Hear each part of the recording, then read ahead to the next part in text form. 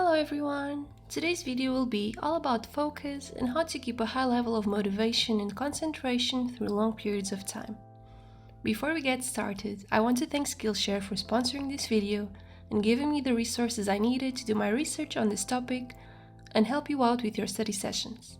Skillshare is an online learning community for creators with thousands of classes on planning, productivity, learning, and so on. Premium membership gives you unlimited access so you can keep learning, find inspiration, and take on new projects whenever you want. The first people to use the promo link in the description box will get their first 2 months for free. Then it's as low as $10 a month after that to continue learning if you like it. Or cancel if you don't, there's no risk. You can also learn from anywhere. Just download the mobile app on Android or iPhone and tap into classes even when you're offline. First of all, you need to understand that there are 2 ways in which your mind focuses on the tasks ahead. First of all, you have a top-down or voluntary focus, a goal-oriented way of concentrating on the subject matter. It's responsible for seeing the bigger picture and uses your past experiences to figure things out.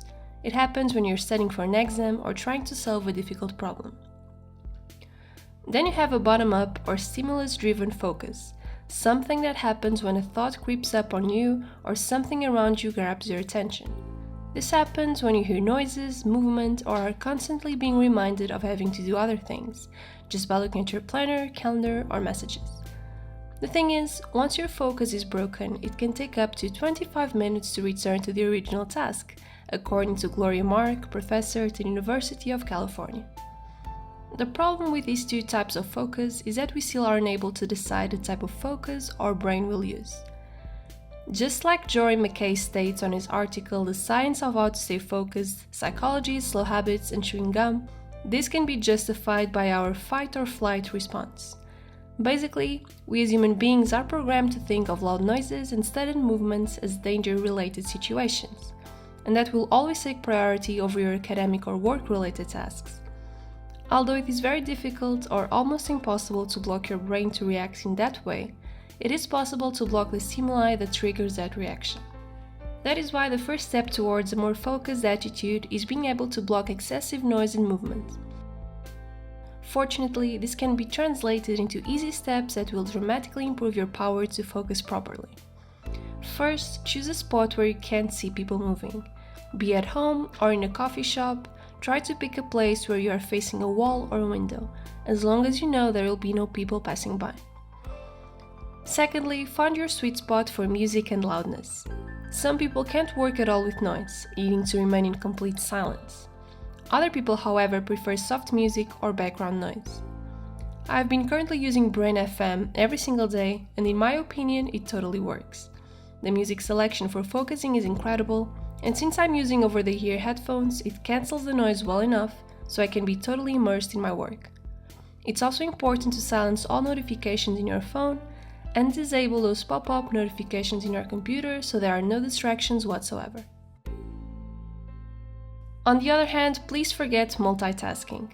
A Stanford study that compared light and heavy multitaskers has shown that heavy multitaskers have more difficulty ignoring irrelevant cues. In a work culture where workaholic is still somewhat of a compliment, multitasking can make us feel that we're accomplished more than we actually are. What's more, a small study suggests that multitasking makes us feel good, even at the cost of our cognitive needs. Our mind is actually enabled to focus on more than one thing at a time, and in fact, multitasking just means switching from one thing to another very, very quickly. And the more we switch, the more energy we use. And the more energy we use, the less we have to stay focused on what matters.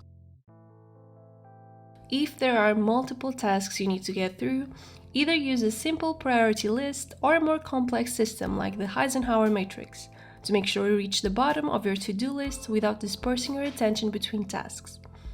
If you want to know more about the Kaizen system, you can find the link both in the down bar below as well as in the right upper corner of your screen. Also, remember to work within your brain's natural schedule.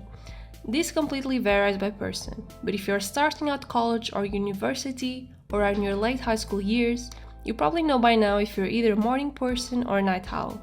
For most people, the peak distraction times occur between 12 and 4 p.m., and we feel an especially strong crash around 2 p.m. Your brain handles tough cognitive loads best in the late morning hours, just after 10 a.m.